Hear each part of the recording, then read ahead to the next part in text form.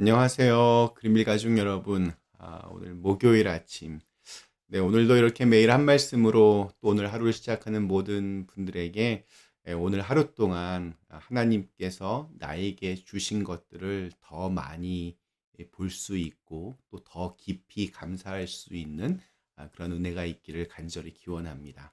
자, 오늘 저희는 사무엘하 오늘 19장 40절에서 43절의 말씀으로 함께 오늘 이 아침을 시작하도록 하겠습니다. 사무엘하 19장 40절에서 43절의 말씀.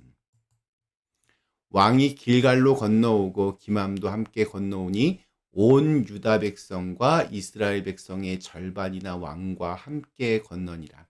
온 이스라엘 사람이 왕께 나와 왕께 아뢰되 우리 형제 유다 사람들이 어찌 왕을 도둑하여 왕과 왕의 집안과 왕을 따르는 모든 사람을 인도하여 요단을 건너가게 하였나이까 하매 모든 유다 사람이 이스라엘 사람에게 대답하되 왕은 우리의 종친인 까닭이라 너희가 어찌 이 일에 대하여 분내느냐 우리가 왕의 것을 조금이라도 얻어먹었느냐 왕께서 우리에게 선물로 주신 것이 있느냐 이스라엘 사람이 유다 사람에게 대답하여 이르되 우리는 왕에 대하여 열 몫을 가졌으니 다윗에게 대하여 너희보다 더욱 관계가 있거늘 너희가 어찌 우리를 멸시하여 우리 왕을 모셔오는 일에 먼저 우리와 의논하지 아니하였느냐 하나 유다 사람의 말이 이스라엘 사람의 말보다 더 강경하였더라.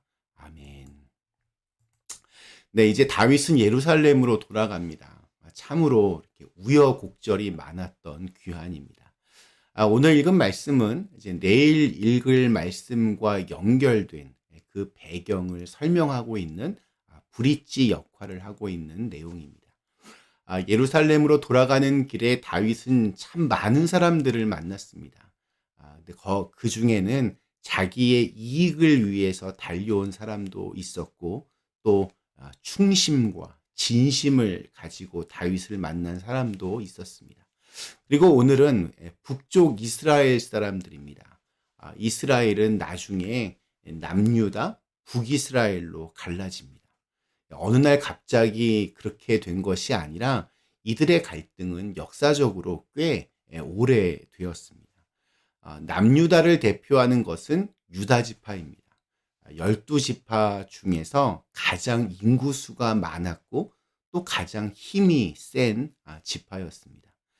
우리나라 한국도 경상도와 전라도가 이렇게 지역 감정이 있는 것처럼 이스라엘도 이 남쪽을 본거지로 한 유다 지파와 나머지 지파들 간의 사이가 좋지 않았습니다. 심지어 유다 지파에서 다윗이 나왔으니 북쪽에 있는 다른 지파들이 유다 지파를 바라보는 시선은 그리 곱지가 않았습니다. 자, 그렇다면 유다 지파는 다윗에게 충성을 다했냐? 그렇지 않았습니다. 압살롬이 반란을 일으키자 그들은 압살롬 편에 붙었습니다. 다윗이 더 힘껏 유다 지파에게 이익을 몰아다 주지 않았다고 생각했기 때문입니다.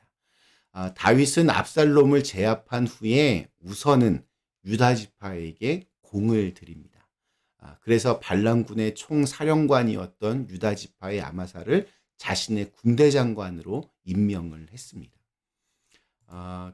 그리고 이 유다 사람들에게 화해의 손길을 내민 다윗에게 안도의 한숨을 쉬면서 유다 지파 사람들은 다윗의 귀환을 아주 적극적으로 도와주게 됩니다.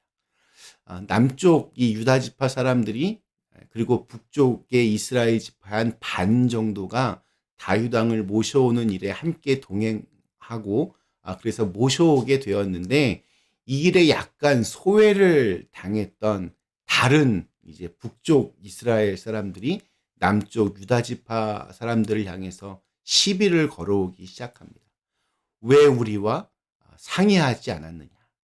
왜 우리에게 알리지 않았느냐? 섭섭한 마음을 가지고 시비를 거는 장면이 오늘 읽은 말씀의 내용입니다.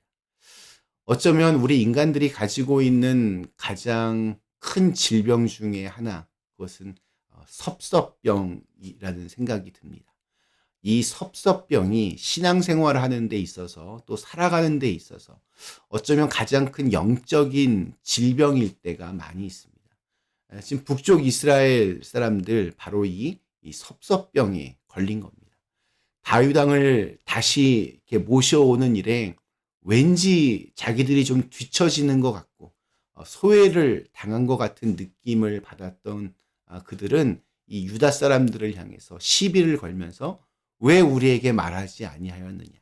왜 우리와 의논하지 않고 일을 멋대로 진행했느냐? 왜 우리를 제쳐두고 너희들만 다윗 왕을 모시고 돌아가느냐? 이렇게 시비를 거는 겁니다.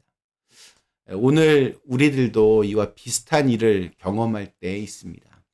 정말 선하고 또 좋은 일을 하고 그 결과도 너무나 좋고 정말 그 사역의 의미가 너무나도 뜻깊고 정말 다 좋은 것 같은데 그래서 모두가 다 기뻐하고 또 감사해야 되는 그 사역을 한 이후에 을에 나타나는 부류의 사람들이 있는데 왜 나를 빼고 이런 일을 했느냐 하면서 이렇게 섭섭한 마음을 표출하는 경우들이 종종 교회 안에도 있습니다. 자, 아무튼 북쪽의 지파들이 섭섭한 마음을 토로하자 유다 지파도 지지 않고 쉽게 말해서 우리가 남이가 즉 다윗 왕이 유다 지파인데 그를 돕는 것은 너무나 당연한 일이 아니냐라고 항변을 합니다. 그들의 말이 사실이 아니라는 것은 이미 앞에서 말씀을 드렸습니다. 그들은 다윗을 배반한 경력이 있었지만 자신들이 살려고 지금 다윗을 돕고 있을 뿐입니다.